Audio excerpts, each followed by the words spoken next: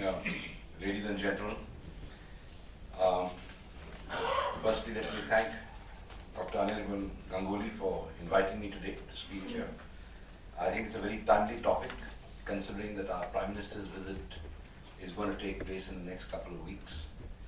And I think so many changes have taken place in China that we need to take note of. I'll give an overview, since the topic is current developments in Tibet and China and implications for India. I'll give an overview of the changes that have taken place in China, and I will build into the narrative the implications for us and wind up with Tibet, the developments there, and how that will impact on us. And in the process, I will try and hint at the vulnerabilities that exist in China, and which could, of course, if properly viewed, offer opportunities. At the outset, let me say that the new leadership that was installed in China at the 18th Party Congress, which was a very important Congress last November, was actually saw a very smooth transition of power. When I say smooth transition, there is, I think, enough evidence to point to the fact that Xi Jinping, who is now the Supremo in China, combining the posts of President of China, the General Secretary of the party, and the Chairman of the Military Commission, worked in very close coordination with Hu Jintao, his predecessor, for at least 2 years, if not more. And I say that because the indicators are visible. And let me name a few. One, he was very quick off the mark after taking over, exhibiting a pronounced self-confidence, and began assembling a brains trust of his own. He moved much faster than his predecessors. Secondly, he appointed the party secretary of Beijing was appointed months before the 18th Party Congress took place. In other words, before Xi Jinping assumed full power. And the post of Party Secretary of Beijing is normally held by a confidant of the Chinese Communist Party chief. So that was a significant pointer. Particularly, the man who was chosen was in fact close to retirement and a Central Committee member, which is very unusual. Of course, he did get his promotion and he is still in the saddle. Another point was the appointment by Xi Jinping of the head of his general office in the Military Commission, which is a key slot considering that he is the only civilian in the Military Commission. And the head of that, Chen Shucher, whom he appointed, has been Hu Jintao's secretary for over 25 years, in charge of Hu Jintao's personal office. That does show a closeness between the two and a certain sense of confidence. There are some other indicators, particularly in the military field, where we find that the heads of the major departments in the PLA, as well as the vice chairman of the Central Military Commission, were all appointed and announced before the 18th Party Congress. Very unusual indeed, because they're supposed to be under the charge of the 18th Party Congress. The Congress was unusual in many respects, and certain things were quite noticeable. Firstly, it was to select a new generation of leaders who for the first time had not been selected or chosen or identified by the veteran cadres or former long marchers. In fact, Hu Jintao represented the last of those people. So Xi Jinping, to that extent, was new on the field. Secondly, in the run-up to the 18th Party Congress, we saw a new kind of politics in China, which many of us who've been watching the scene for quite many years haven't seen.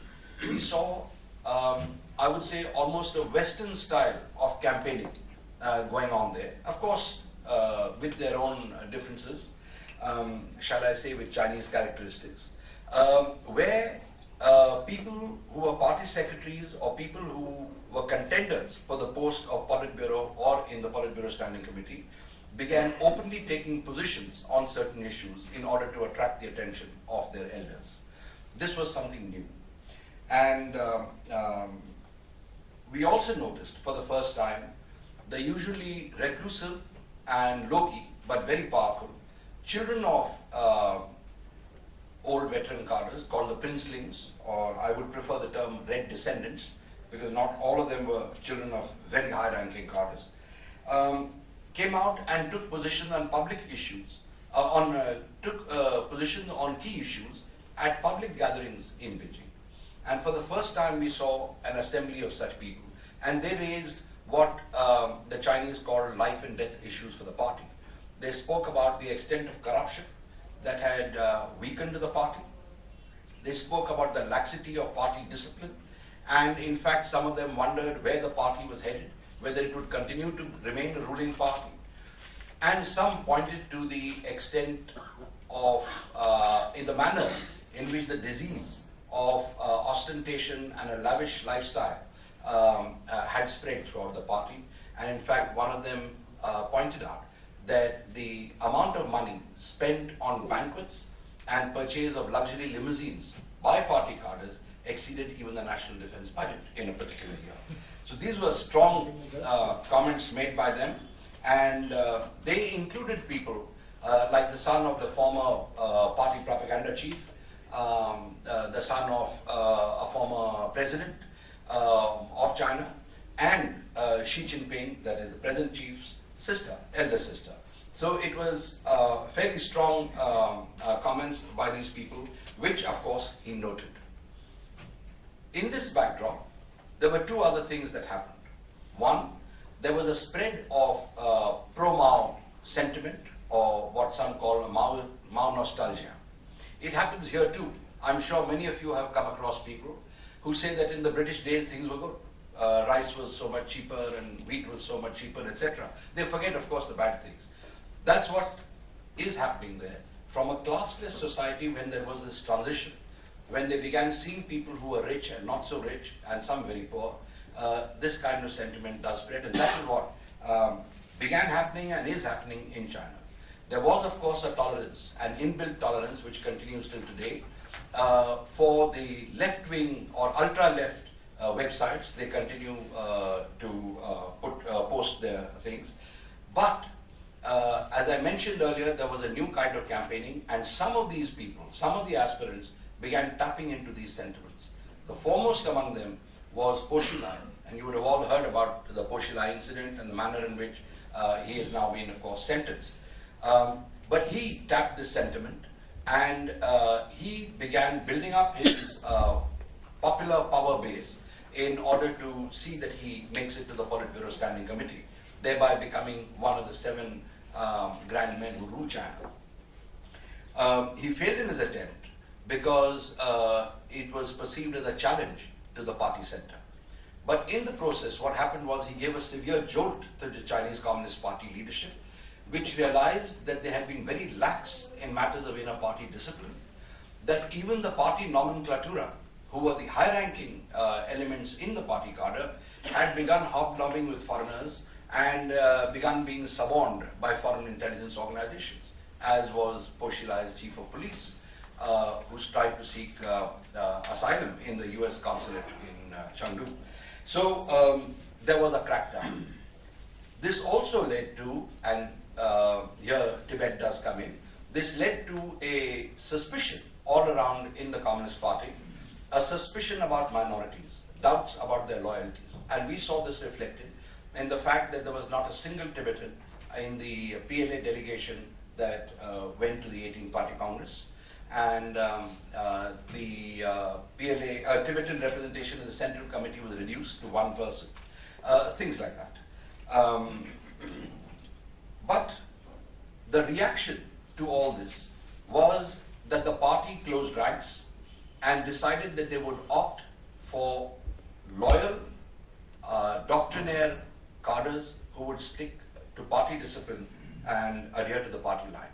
In other words, the chances of reformers getting in was brought to naught, and they picked up these, what I would call stodgy, tough characters into the Politburo Standing Committee.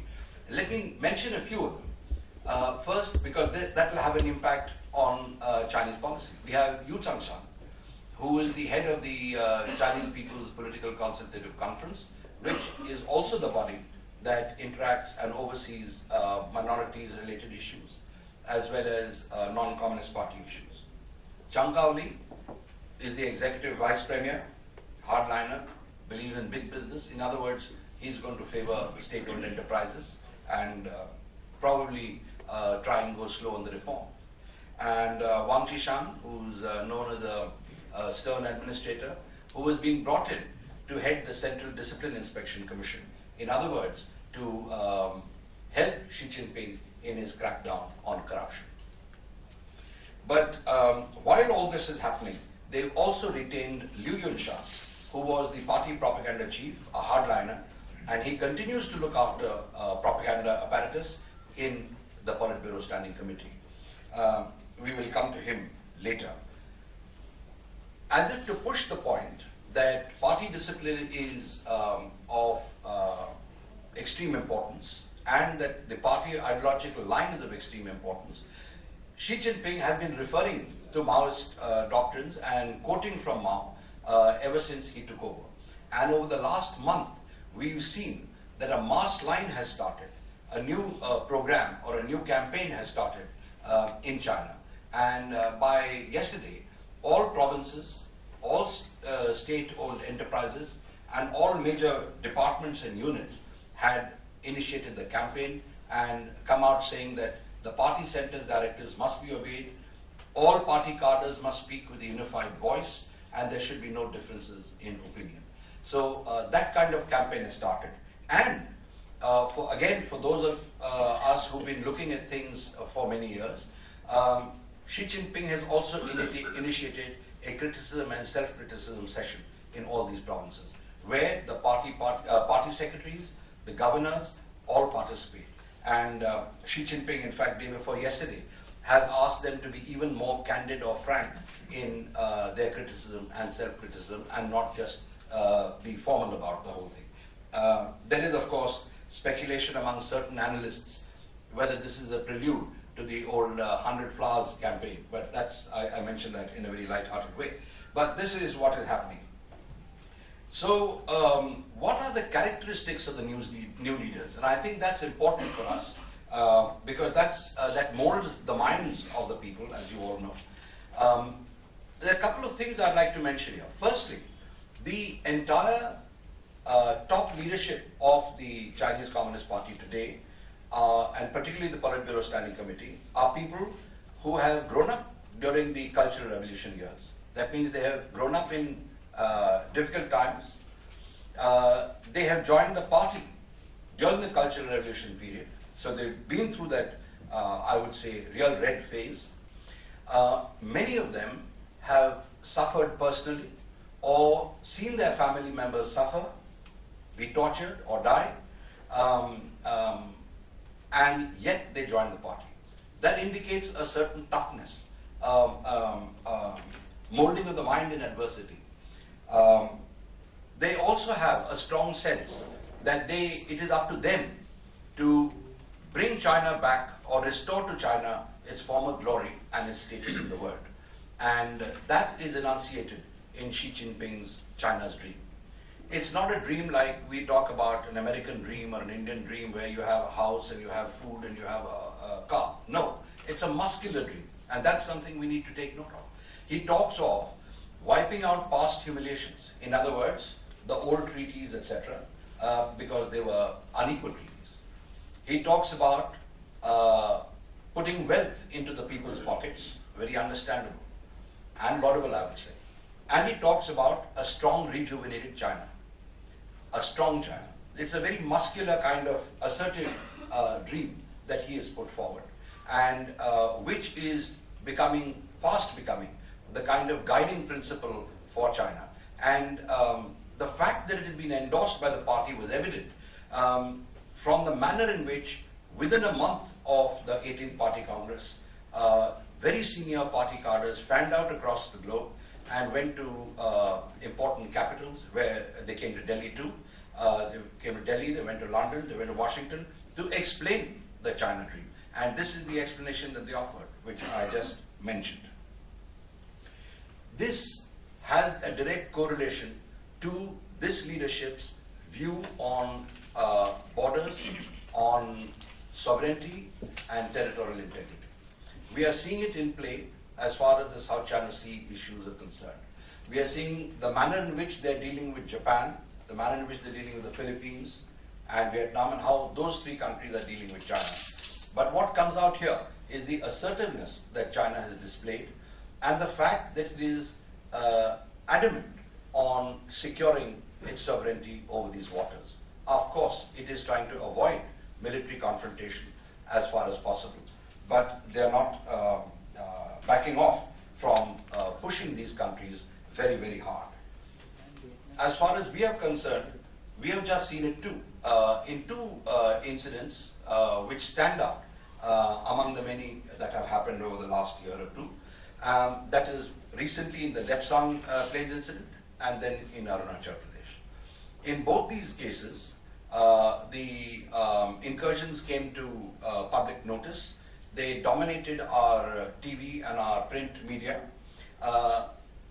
And the Chinese, who obviously were getting daily reports, were not sensitive to Indian public opinion on this issue.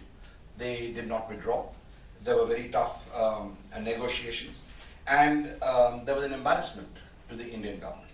What came through was that when it comes to questions of territorial integrity and sovereignty, these issues are irrelevant. The Chinese also made that very clear last August, when through the Chinese official news agency Xinhua, they declared on August, I think it was August 27th, that burgeoning economic ties, and this was addressed to the Philippines and Japan, just before Aquino's visit to Beijing, and when the new Japanese Prime Minister was in the saddle, that burgeoning economic ties do not translate into good bilateral relations.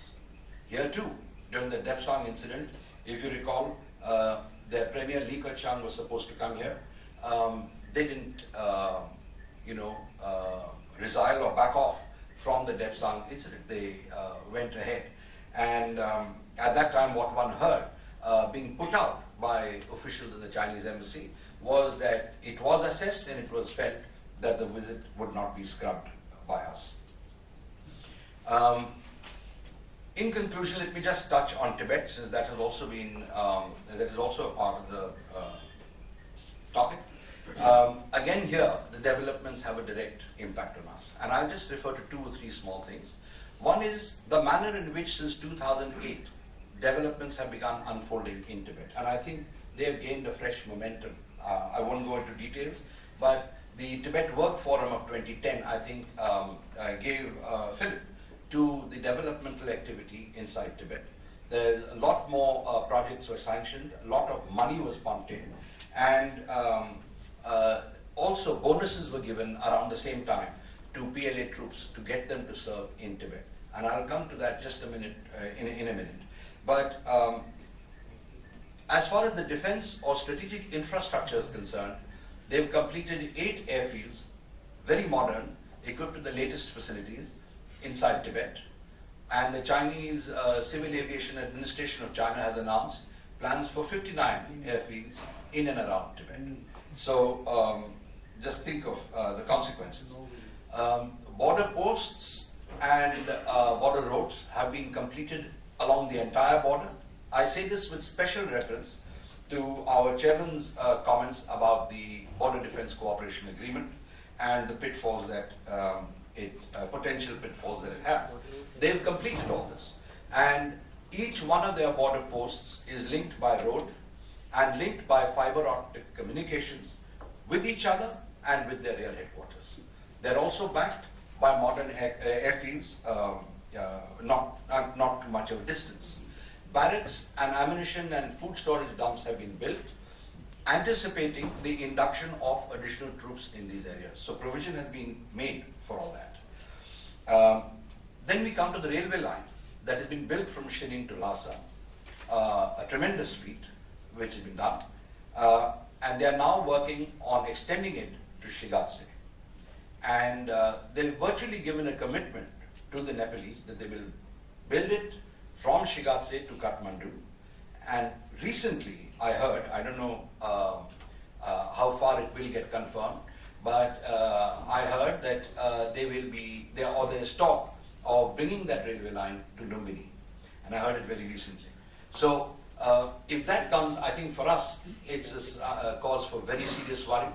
We have an army chief with us, and I think he will bear me out that in Nepal, they do not have the manpower or the skills to build a railway. It will be built by Chinese labor, which will really speaking mean by PLA personnel, who will build the railway line and who will of course operate it.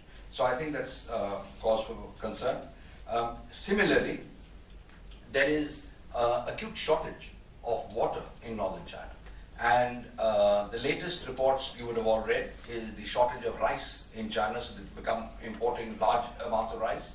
They're also anticipating a decline in food production by 2045, in which case the incentive to divert the rivers from the south to the north will increase. And I think the dams that we are seeing being constructed are already a sign of that. But in Tibet itself, what is happening? They've got a new Tibet party secretary, appointed at the behest, I understand, of Xi Jinping. So again, that's an indication of how he had started exercising authority even before taking over. And this gentleman has brought in a new style of operation. On the one hand, he is promoting economic development, which is his forte. He is bringing more business in. He's sanctioning more projects and developing the infrastructure in Lhasa and bigger cities of the Tibet Autonomous Region.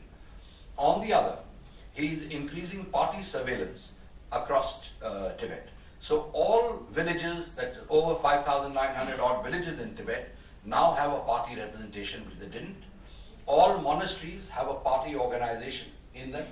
And in fact, they've even gone to the extent of creating a bureaucratic structure whereby monks who are loyal and reliable are given pension, they're given a salary, and they're given promotions.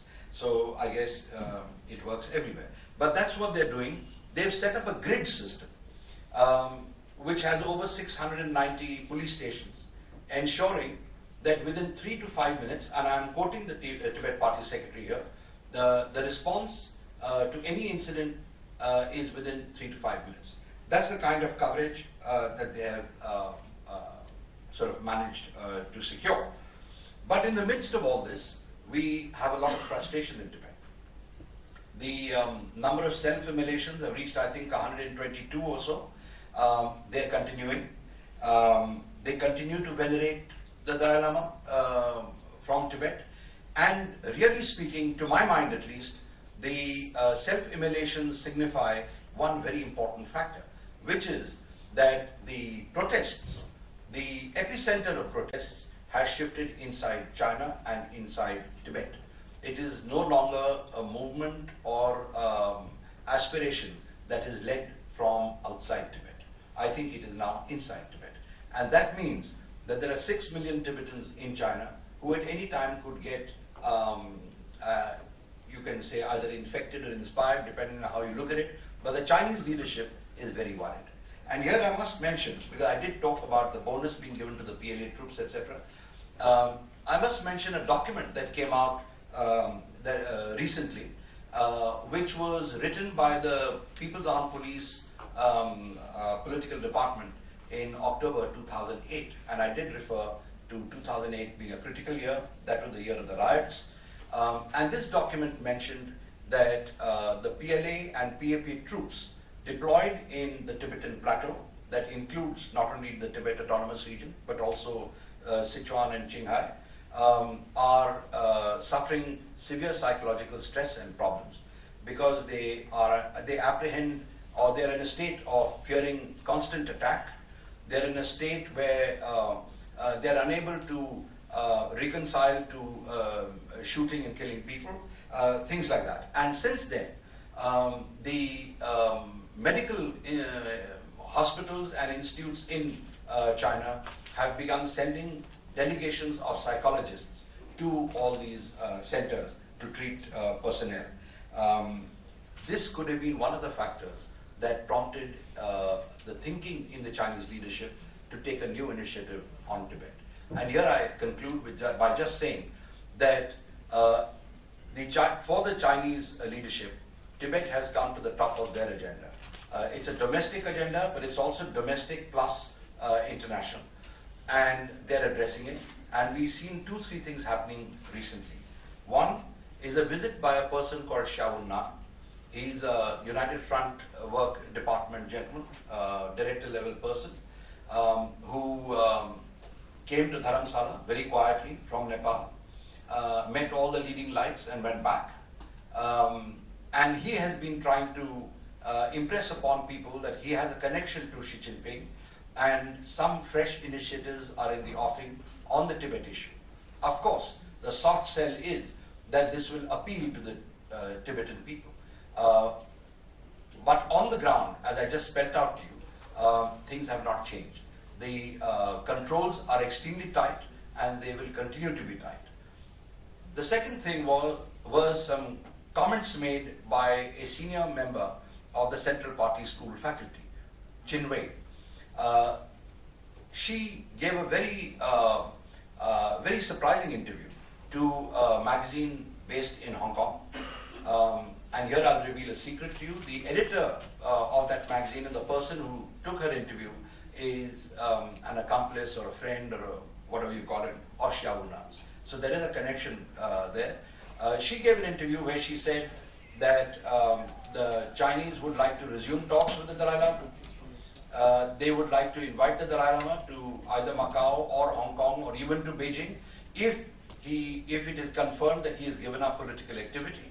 But the central point in her lengthy interview is that under any circumstances, they do not want a situation of 2 Dalai Lamas, like they have of 2 Panchen Lamas. So they said that we want at all costs to have the reincarnation inside China.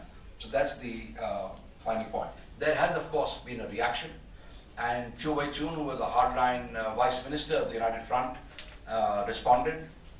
He said no question of relaxations, and Yu Chang-shan, the chairman of the CPPCC, whom I referred to earlier, repeated that and went to Tibet. And let me end by saying, in the context of our border, etc., that all the senior Chinese central leaders who visit Tibet go to Ningxia, which, according to Chinese maps, Ningxia includes Arunachal Pradesh. Thank you very much. Thank you, sir. Who after the Dalai Lama, I'm afraid I'm not in a position to answer that. He hasn't yet made it clear. But what he has said is that his reincarnation will not be found inside China.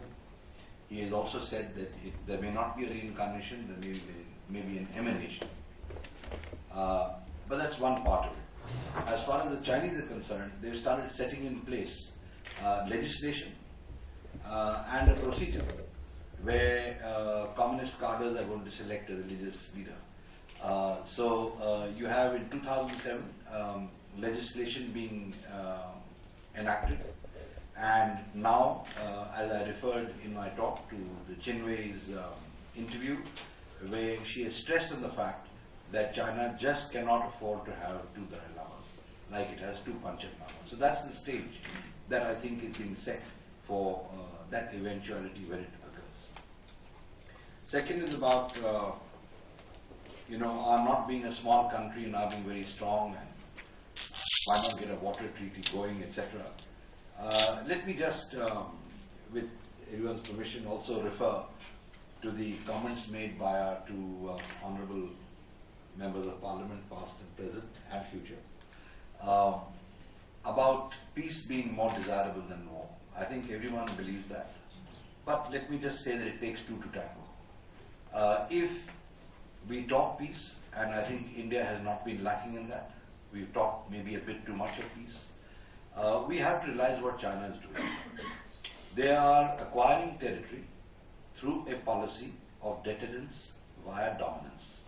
Basically, when they intrude into an area, what happens is they come in, they stay there for a while, they go back, then they keep coming, the frequency increases, our side stops going.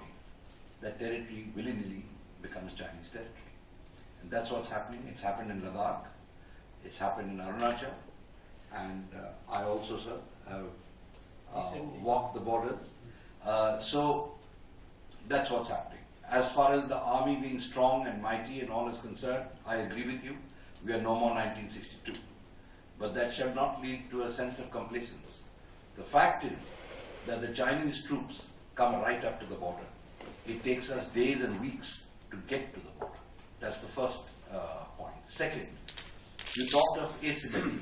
Certainly we also talk of asymmetry, but we are yet slightly away from it. Hopefully we'll catch up in a short while. But that is a drawback that we have. So I won't go into details. I think you're as aware as I am. But if you have some free time, I'll invite your reference to an article written by the Chinese. That too in the People's Daily, which is their official party mouthpiece, where what they've said is that what a country needs are not guns, not more soldiers. What they need is mental toughness. They were talking about us, and they referred to India. This is the message for you. So I'm just sort of getting back to your point. I agree with you entirely, but all I'm trying to say is that there has to be a marriage of political will and military muscle for tackling them. Finally, sir, what you said about borders, frontiers and boundaries, a point well taken. Certainly it's true. But there's a bit of myth which the Chinese have constructed of such close and frequent interaction between China and India in the historical past. I'm afraid history doesn't really reveal that. There has been very little interaction between China and India. What has happened has been, really Buddhist monks going through Tibet, and by the time they get there, the kind of Buddhism that they teach has gone on a slight change. But we haven't had that much traffic with China as we have had with the West or as we have had with Southeast Asia. But I agree with you about trying to promote religious contacts, trying to promote educational contacts. I think again, as I said, it takes two to tango. The Chinese have not been willing. They have not been willing to even facilitate the pilgrimage to Kailash Mansarovar yet. So let's see what happens. But let me also end with the comment which I had made earlier about the Border Defence Control Agreement. I only hope that it is not an agreement which sets us back many years, and I think you are probably following that very closely. Thank you.